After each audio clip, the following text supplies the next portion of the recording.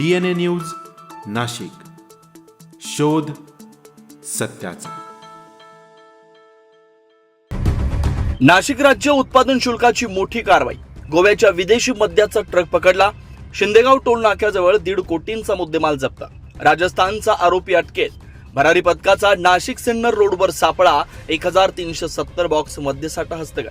नाशिकच्या राज्य उत्पादन शुल्क विभागाच्या भरारी पथक क्रमांक 1 न अवैध मद्य तस्करी विरोधात धडक कारवाई करत मोठे यश संपादन केलंय। नाशिक सिन्नर रोडवरील शिंदेगाव शिवारात ही कारवाई करण्यात आली आहे। यामध्ये गोव्यातील बनावटीच्या विदेशी मद्याचा मोठा साठा जप्त करण्यात आलाय।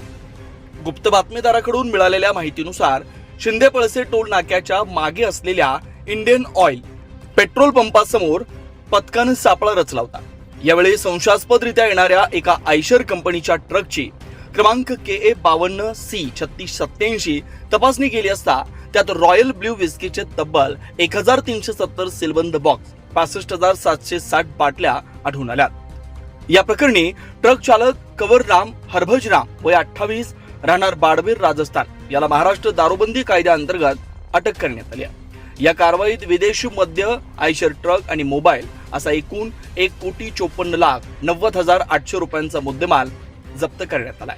राज्य उत्पादन शुल्काचे आयुक्त डॉक्टर राजेश देशमुख आणि नाशिक विभागाच्या उपायुक्त उषा वर्मा यांच्या मार्गदर्शनाखाली निरीक्षक विलास बामणे व त्यांच्या पथकानं ही मोहीम यशस्वी केली आहे। या गुन्ह्याचा पुढील तपास दुय्यम निरीक्षक संजय सावंत करतायत।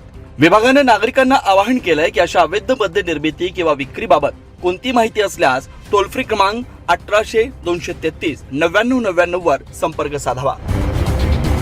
प्रतिनिधी आनंद बडोदे, DNA न्यूज, चांदवड।